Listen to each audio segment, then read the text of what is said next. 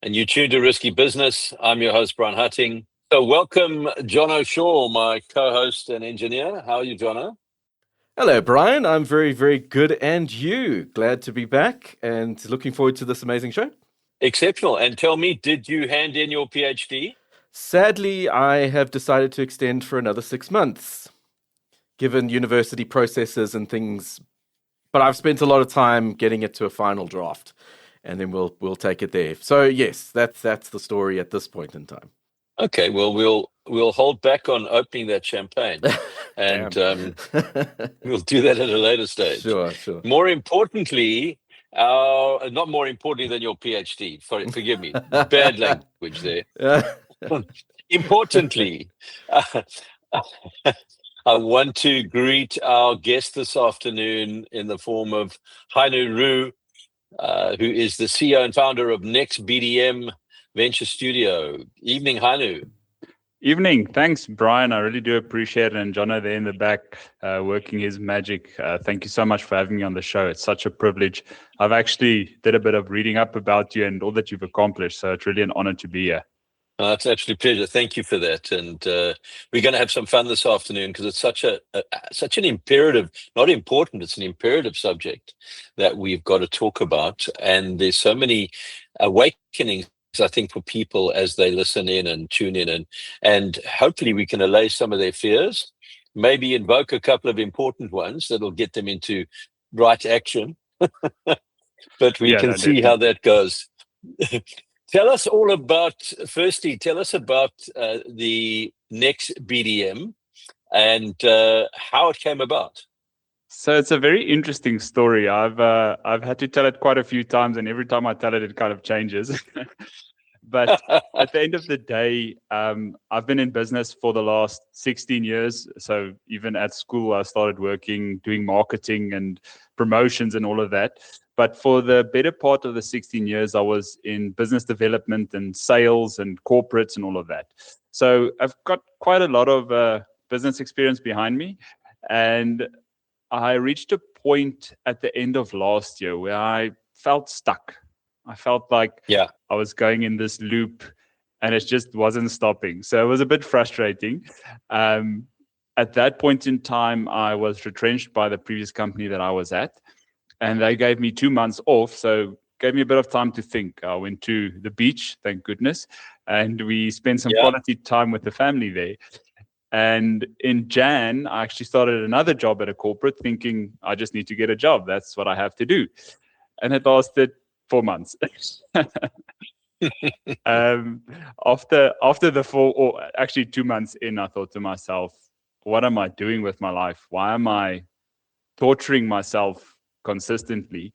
And started to think about what is there to do in this world. And the wonderful thing of AI is here, and I've been playing with it like Google for the past few years, and now all of a sudden I'm busy in deep side of AI. So really did a very big crash course in terms of upskilling myself, every single course I could do, even Anthropic courses as well. Was very intense, very high-paced learning. And in March, I registered my business to kind of test the waters and see what's happening in the world, specifically in South Africa.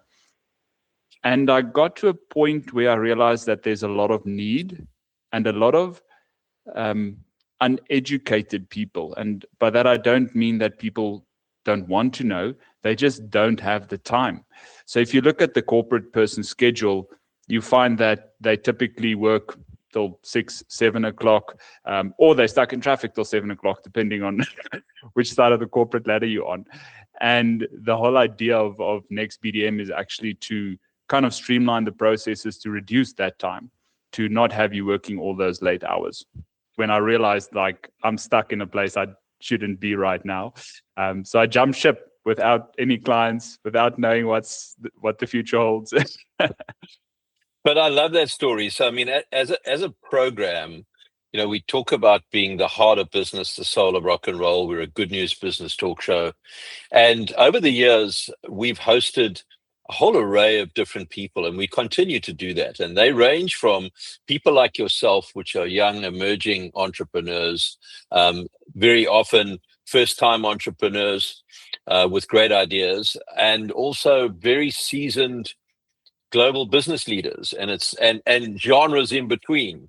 So it's always lovely to start talking fresh, and I, as an entrepreneur myself, and knowing what it's like to start out and just take a leap of faith, it's encouraging to have people on the show to talk about that and what they're experiencing, in the hopes that we can also encourage some of the listeners to realize that if they're not in a place where they are being fulfilled and finding meaning and purpose, or even if they're in a place where they financially challenged because they're unemployed and out of work, that it's not about despair. It's actually about realizing that there's so much hidden potential in all of us, and it's around aligning that with a pursuit that you can be passionate about, that has relevance and meaning, and that can be, most importantly, a value transferer and a positive impact to the world and to people around them. So I think, you're taking that leap of faith and putting in the hard yards. That's also important. It's not just that it just comes because you think it's a good idea. It's important to get the capability and the depth and breadth under the belt. Yeah. There's a lot of key things you said, and I want to touch specifically on the audience and people that feel like they're stuck in the same rut. Jumping the ship is not for everyone. You have to have a whole different breed of a person. There are very few of them in this world, but you need to be sure. And I think that's one thing that I was pretty clear on in the 2 month or month and a half run up to me resigning, is I was 1000% convinced that this is what I have to do, not want to do or need to do or forced to do, but this is my passion. This is what I love doing. And that is the defining factor for me where I am today, to say that, geez, if I made this decision in a different way or through a different method or in a different direction, I would not be as joyful, and probably wouldn't have done this podcast. I like that. I think what's really important for the listeners to sort of reflect on is that going into own business and being an entrepreneur, it's not sufficient to simply have a good idea. It's important to have a good idea. In fact, if what you wanted to take to the market's not a good idea, then you're probably going to be doomed from the start. So that's one of those things that is a price of admission, but it's not the catalyst for your success. The catalyst for your success is being able to endure the disappointments, the frustrations, the possible elements of failure that might happen in the journey, and the fact that it, for most people, in most instances, takes longer than you thought it would, will cost more money than you thought it would, and isn't necessarily just going to be an overnight sensation. There are very few things that actually qualify as being overnight sensations. And so in that journey, it's around having that courage based on the conviction of the value of what it is that you bring, wrapped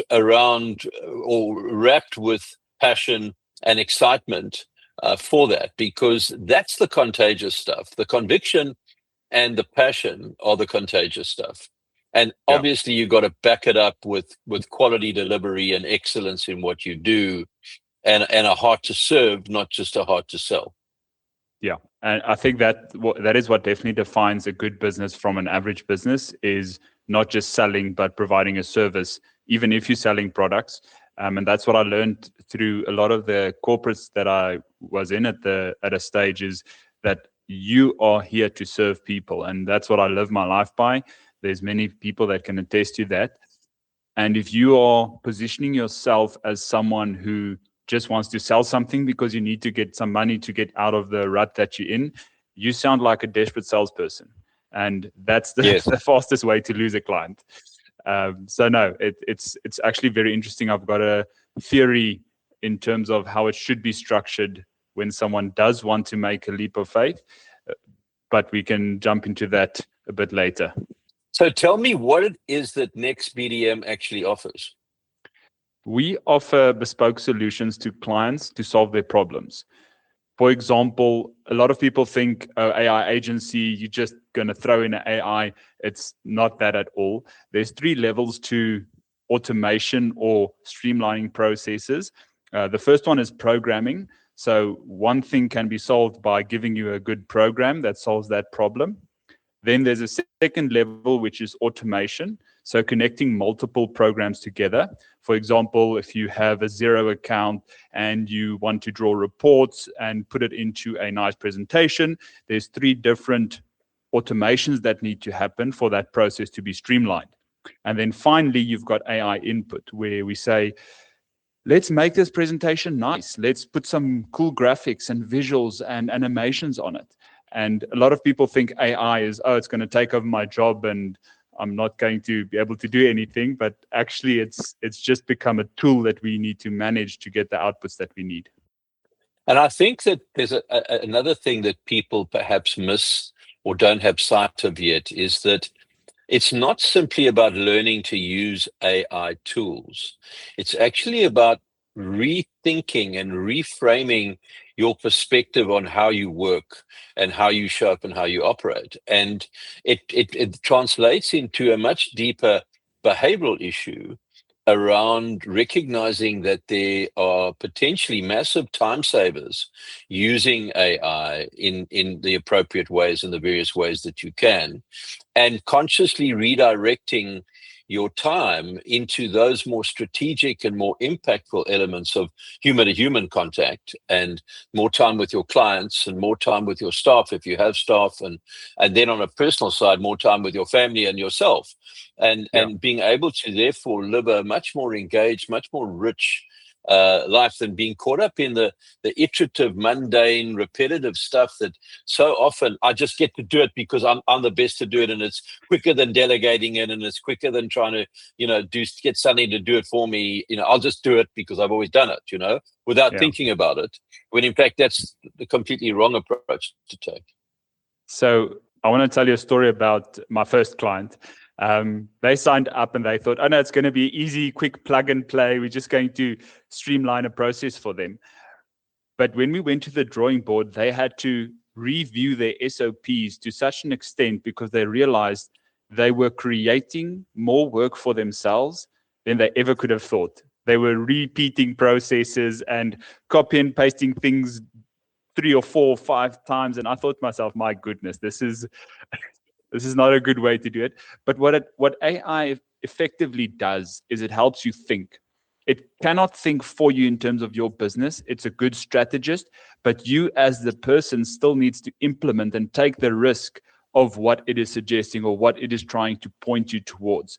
And you can get very bad outputs with AI. And a lot of people have heard the term hallucination. It does hallucinate because it's not based on your realistic situation. It's based on information, and it's got way too much information to give you specific niche cases unless you program it to.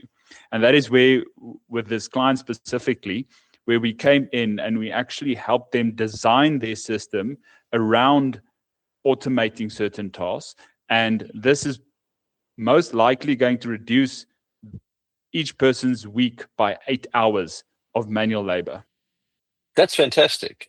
And the thing is, I think part of that journey is to coach people into what they need to look for and what the upside and opportunities are. You touched on it when we first opened the talk around the whole fear that certain people have around, is this going to replace my job, And in fact, there are many instances, IKEA being one that comes immediately to mind, where they've, completely remodeled their work and their supply chain and how they're doing it. But in that, 8,500 people didn't lose their jobs. They got re-geared and realigned and moved to a space of actually much richer, much more uplifting and much more value-adding portfolios and roles based on the time that got freed up, enabling them to focus on more important issues of building market, servicing customers, doing those sort of things over and above the actual production line. Yeah. So at NexBDM, we actually say we don't replace people, we repurpose them. The whole idea for us is to allow you to have more time, as you said earlier, with your family. For me, that's a very big moral value. And I can tell you a very rough story of the last 4 years, if we have time for that in the podcast. But we lost 4 years in our lives between me and my wife and my son. And that really brought this whole reason for NexBDM and why I started it, to create more time and the time that I need for clients as well. If you think of any person in this world, I cannot think of someone that says, I don't want more time with my wife, I don't want more time with my kids. I would rather just sit behind a computer and do the work that an automation or system or an AI can do for me, and I can just fact check it in the morning when I get to the office. Yeah. And just touching on the concept of the invisible drain, the reality of the invisible drain, and many South African business owners believing that their biggest risks are purely external, macroeconomics and infrastructure and things, and market plays. In reality, a lot of the risk is the internal efficiency bleed. Revenue and human hours evaporating into copying data across spreadsheets, hunting down things, physical signatures, manually following up on leads. How does what you do help address that and educate people? So there's a few things that I've actually put in place. So there's free tools on my website that anyone can use, a CRM, an electronic signature database where you can upload your documents and send for signing. There's certain guardrails. For example, we have a thing of if you need 3 signatures on a document, it's a corporate document. So then you should be paying $150 a month for the software.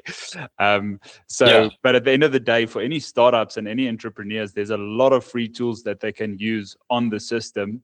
And in terms of integrations and automations, we've got a software called NexOne, which is where all of these tools that I've created are actually automated to, when you mark a deal as one, it actually sends the SLA and template based on the products that you select and set up.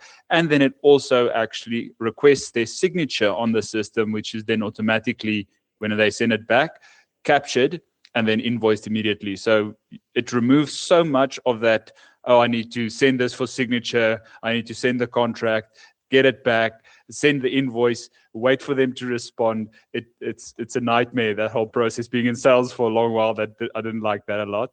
But we also do specific training. It's actually launched this week on Monday, where we do business training specifically to a business case. For example, you and I can speak about the CRM or the sales cycle for hours, but that might not be the business person who's listening. It might not be their problem. So we do training based on AI language models, whether it's Anthropic, ChatGPT, Gemini, whichever one you're using. We use basic training and safety training to help people understand what are they doing and what are they sending through and who's actually seeing that information, which is also a very big thing currently, because I don't know if you've heard the story of the guy that uploaded his banking details because he couldn't process a payment and the AI used his money. I can't. That's outrageous. Eh? But then on the other side, you've got people that want to run away and don't want to use AI. So we've got this very big fear factor. So this training is aimed at really helping people to understand what they can do and what they can do safely within a business environment. Yes. And you talk about things which I find really interesting around the sort of mitigating the issue of disconnected applications and having too many software subscriptions and buying tools without an architecture to connect them. And where you can look at what you call a unified sort of business OS or business operating system. So Heinoux, yes, and the whole thing is around the demystifying of AI for pragmatic business owners. Moving past the hype cycle, and thinking, being overwhelmed by AI. And it's not that there aren't very valid reasons for a bit of sci-fi fear of, will they become more intelligent than us, and will they ultimately lead to our extinction. But I think let's get past that and look at what we can do with it, and the importance of what I think one would call AI integrity. And that's not the integrity of the AI itself; it's the integrity of the usage and the behavior of it by the human beings. Yeah, that is something that I find very interesting. To backtrack a slight bit in terms of the sci-fi of AI, there's a lot going on in AI. But I really believe that it is one of the best times to be alive for opportunities. You can start a website, start a business in no time. You've got capabilities to speed up processes exponentially. So yes, we are in a very weird and strange time with AI. But if you look at the agricultural to the industrial age, the exact same thing happened. People were afraid of moving to the industrial age and using the tractors and the tools and the mechanisms that were created. And at the end of the day, more jobs were created because now you had to have mechanics, you had to have people that had specific tires that they produce, et cetera, et cetera. And it's the exact same thing with AI. If you position yourself to be a user of AI, you'll be far above the people who decided that, oh no, I'm not touching this, it's from the devil, and really just not want to use it, because at the end of the day, it's just another tool. It's vastly smarter than us currently. So about a month and a half ago, the statistics came out to say that AI is officially smarter than a human, and they predict within the next year or two, it will be smarter than all of the humans on the planet combined. Is that a good thing, Heinoux? Is that good? Do we want it to be smarter than us to some degree? I mean, let me jump in here just with a question for you and talk about like the value of AI.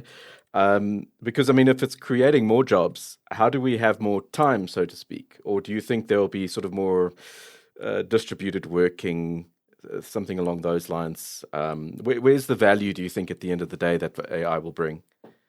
Okay, so I'm going to pop it back with another question. What do you think is required for AI to run at the scale it's running and for the infrastructure capabilities that we need in South Africa specifically, or Africa? Well, it's immense, absolutely immense. And, you know, if the total sum of having to implement AI outweighs, you know, the value it's going to bring to humans, this is just, you know, I know there's ecological issues and so on, but, you know, what's your feeling there? So there's two things. One, I do think AI could be a problem if not regulated. So a lot of people made a big fuss about GPT 5.6 and Fable 5 that was discontinued or stopped by the government. I believe it's great because at the end of the day, if we have systems that train themselves and do pose an existential risk to humanity, that should be monitored. And Elon Musk has said it quite a few times. He said that what we're building now with AI and the models that we are working on is vastly more dangerous than a nuke. So there is risk, yes.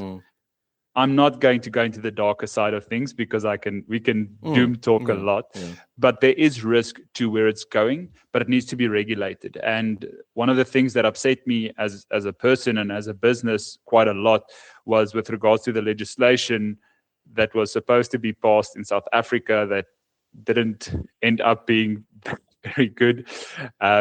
That to me is sad because at the end of the day, as a person or as individuals and businesses, we want to feel protected by our governments, by the powers that be. And we need infrastructure in terms of legislation in place to guard us against certain things. Then in terms of the job aspect, I believe there's going to be substantially more jobs created. And by that, I don't mean manual work. I mean managers or operators of AI. So instead of having a person sit behind a computer and typing out a bunch of documents, all that they need to do is check those documents so that they still have a job. They are responsible for the output of the AI because it needs to be checked, even if it is fully functioning. But at the end of the day, you give that person more time to focus on the human element. So if you have a business that has customers, this would far supersede a customer's expectation if you start calling them on a monthly basis, asking them how are they doing. And I think that's what businesses have lost during this digital transformation that we started in. I remember 15 years ago when I started working, it was all about the customer. I had to go see customers every single day for weeks on end. And we hit a period of time where the digital transformation kind of stepped in, and then I had to call clients, and then I had to just email clients. So we've moved further and further away from actually dealing with the people aspect.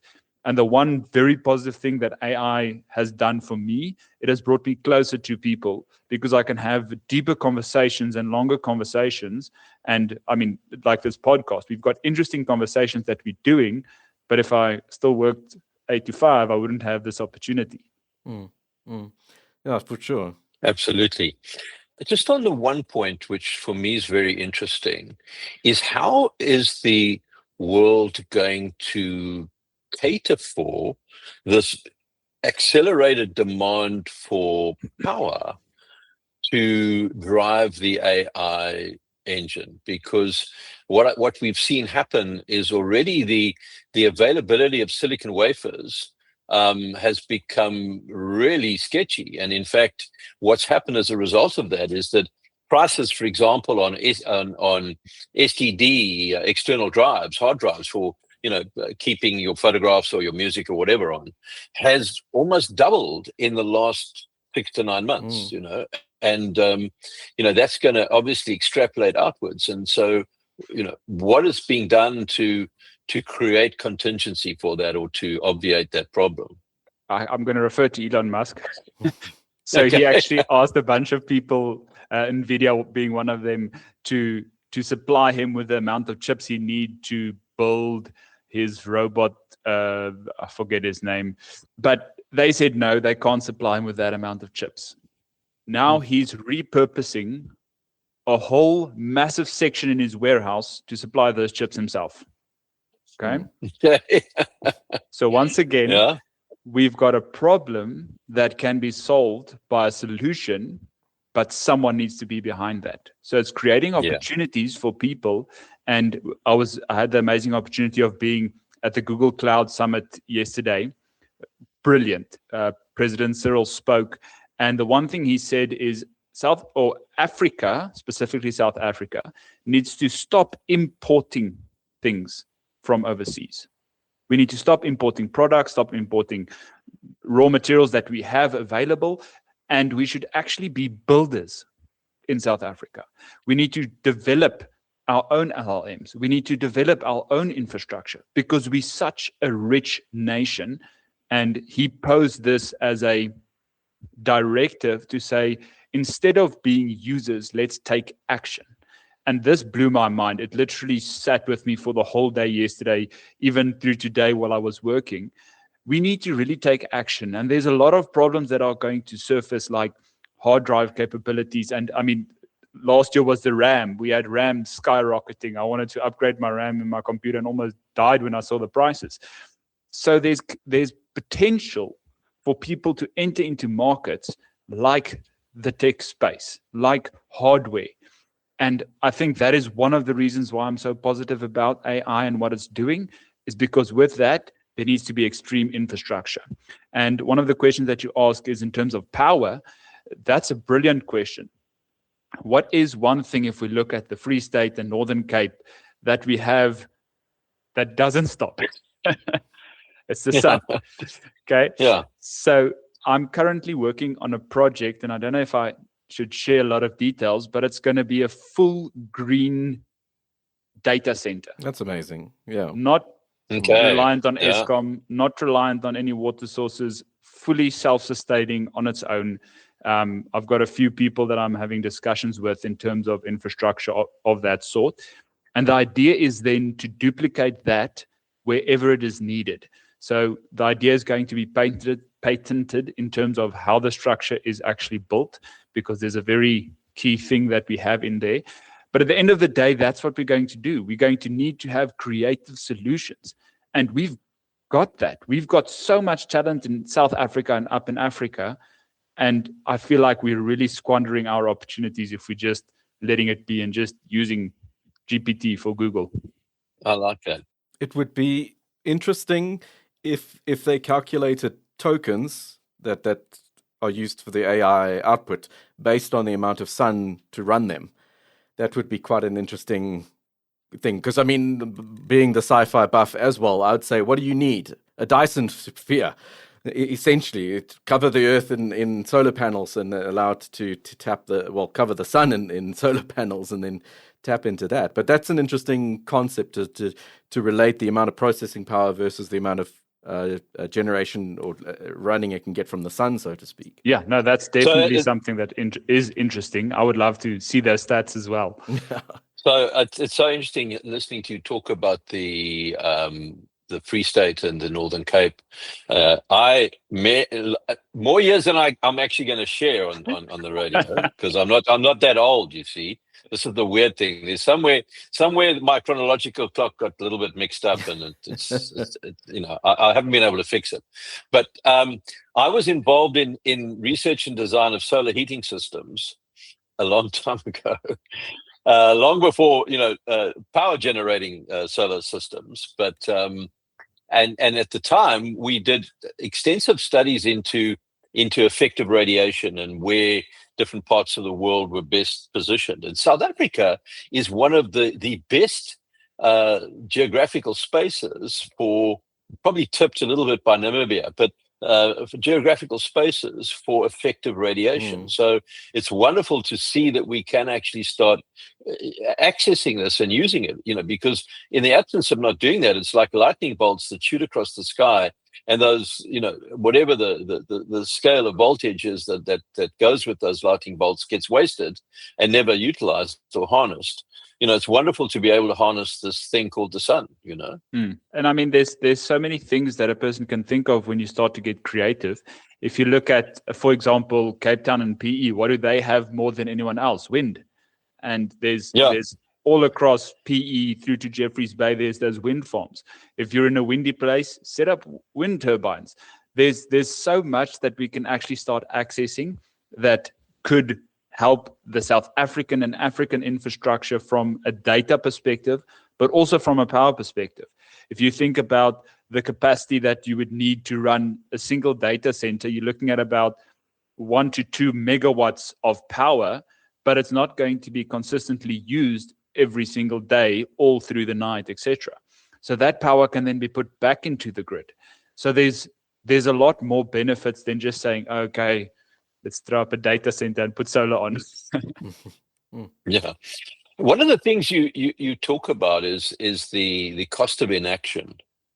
And how can mid-sized business owners accurately calculate what their current sort of manual way of doing things is actually costing them every month? Is there a way to do that? Yeah, so I've got a basic calculator on the website, but I'm going to put it into a simple example. If you look at how many clients you engage with over a week's period, let's call it 10 clients. Now, you need to call them, you need to follow up. They engage through your website or through your marketing platform, Facebook, LinkedIn, whichever you use. But how many of those leads did you miss and forget to follow up on? And then when you get to them finally, no, they've already sorted, they're working with someone else. Yeah. So we use that as a very basic calculation in terms of what could that potential be based on closing ratio, based on the value of business that a potential client has. For example, someone that does plumbing might have 1,000 or 2,000 or 5,000 rand on the line with one client, but someone who sells a house has 60 to 100,000 rand on the line per sale. And those are the typical industries, not that I'm specifically servicing right now, but that we see a massive problem in. And solar installations, geez, if you look at a solar installation, it's 100, 200,000 rand per installation. And if they miss one lead that wanted to do business with them, there's hundreds of solar companies in South Africa right now. I think that what you're touching on also brings an interesting human component into it, which is to get people inside of organizations. And I know this is not news. I mean, this has been talked about many times, but when you look at it in practice, it's not as prevalent as you'd think it should be. And that is to move people away from an activity-based mindset to an outcomes-based mindset, to an impact-based mindset. What is the impact of what am I doing? Is what I'm doing right now the most important thing for the business? There are all sorts of nuances and other knock-ons that come from the fact of getting caught up in the iterative, mundane, manual stuff that, one, isn't energizing, two, is not customer-facing or customer-enabling, and in fact is very time-consuming. So it becomes counterproductive on so many levels, because then when you do have the customer interface, the energy you're taking into the room is less than optimal. And so much of it, you would know this as a salesperson, people don't buy from companies, they buy from people. Yeah. And how you show up, and the authenticity and the integrity of how you show up, and the power of the inner place from whence you come when you do show up, i.e. that conviction in the merits of what you do, the value of what you do, the excitement for what you do, is such an important thing. But when people get caught up in noise, and which of course in turn and churn, which affects outputs and affects in turn revenue streams and opportunity cost, it all becomes pretty counterproductive. Yeah. So just going back to the scenario I used with regards to leads, the typical thing that we do is we automate the initial response. So for example, Brian, you send me a message saying, hey, I want to do business with you. Come install a solar system on my roof. I then have to manually respond within X amount of hours according to my contract. But by that time, you could have gone to 3 other companies. One of those companies might have had a automated assistant which says, hi, Bryan Hattingh, thank you so much for coming to our website and asking for a quotation. Please let me know what is your desired product, and then they can pre-qualify you, but you already engaged. You already bought in because you're engaging with that tool. And then what happens is, once you've got the qualification criteria, a salesperson will reach out to them with pre-qualified details, which shortens the amount of time you waste on clients that don't have the budget. They want a 16-panel solar roof, but they're living in a 1-bedroom flat. It's not going to work. So that's just a typical example in terms of the streamlining capabilities and using your time for the right thing, actually closing the client who has the budget, who has the qualification criteria that you need met. But if I ask you about, because something for me that's quite important is oftentimes clients will want to interface with somebody human, and I've often considered whether it's ethical to do the AI clone thing and have them pretend to be you. I mean, I can see that starting to happen. Hi, you've reached so-and-so, and you're pretty much talking to an AI until some point in the conversation, a human being or the human being can actually step in.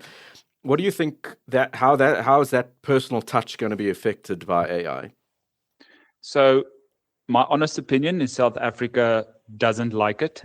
If you think about banking systems that have these automated systems that you need to speak to get an answer and get through to someone, I'm not going to swear on radio, so I really get mad when these things answer me and I'm like, that's not what I said. Yes. So at the end of the day, there's a big problem in terms of language capabilities of the language models, because it's not African accent understanding, I want to call it. But I don't like that. I would rather have it say, I am Heinoux's assistant, and he's not able to come to the call right now. If you give me the details, I can either give you some information or ask him to call you back. And that then just gives that interaction once again, but doesn't remove the human element. And that's why we always say we repurpose a human. So yes, we've got tools that we use to make our lives easier, but we really just want to make your life easier, not replace you as a person. If we look at America and Canada, they've got these systems where people are replacing, or AI is replacing people, because they put a face there and say, now it's ABC business and I'm the owner, so you only directly deal with me, and my whole brain is in this AI, so whatever you ask, it can answer you based on my knowledge. But I don't think that South Africa is anywhere close to that yet. For sure. Yeah, look, I must say, I'm very open to change, to learning new things. I'm super curious. I'm super pro the whole Gen AI fluency and workplace activation approach and where it can go. Having said that, I liken it to the use of platforms like Zoom and Teams. And world of business has become super efficient in using that, thanks to COVID. I mean, COVID was one of the benefits of COVID. We're able to change so much of how we do things. But I can tell you unequivocally that if I can get in a room face to face with a client, I am going to come away with a much richer understanding.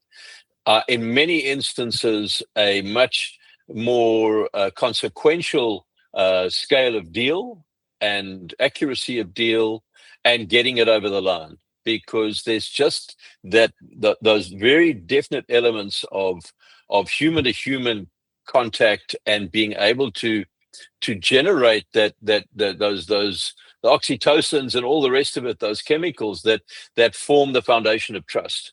And it's so much easier to do that in person. And yet it's becoming less and less possible to do that, which I find rather sad. Yeah. No, it's a very interesting conversation that we can go down for hours and hours in terms of are people actually still going to be needed in the future, etc.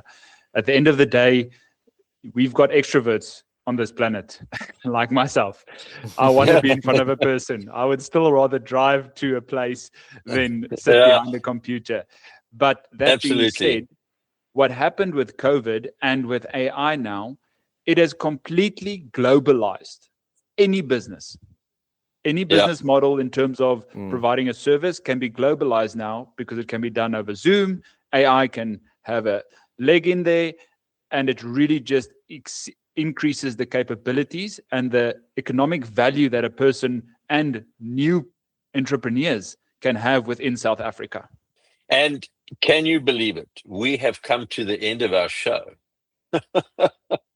The time has just gone in a flash, and it so often happens like this. And there's so much more that we could talk about. So let's make sure that we definitely get you back online here. Any parting shot or suggestion to listeners out there, regardless of whether they AI phobes or whether they AI embracers, what's your advice to the world out there to just get that next level up? Play as much as you possibly can. For those that are not afraid of AI, for those that are afraid of AI, give me a call. I'll talk you out of it. And I'm joking. At the end of the day, AI Why joke? It's true. We can talk him out of it. And we'll happily share your number. Heinoux Roux, CEO and founder of NexBDM. Thank you for coming on the show. How do people get hold of you?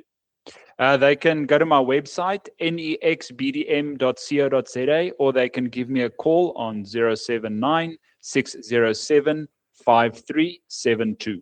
Wishing you every success moving forward. May you impact many businesses and lives positively in the world of AI and beyond. And look forward to having you back on the show. Awesome.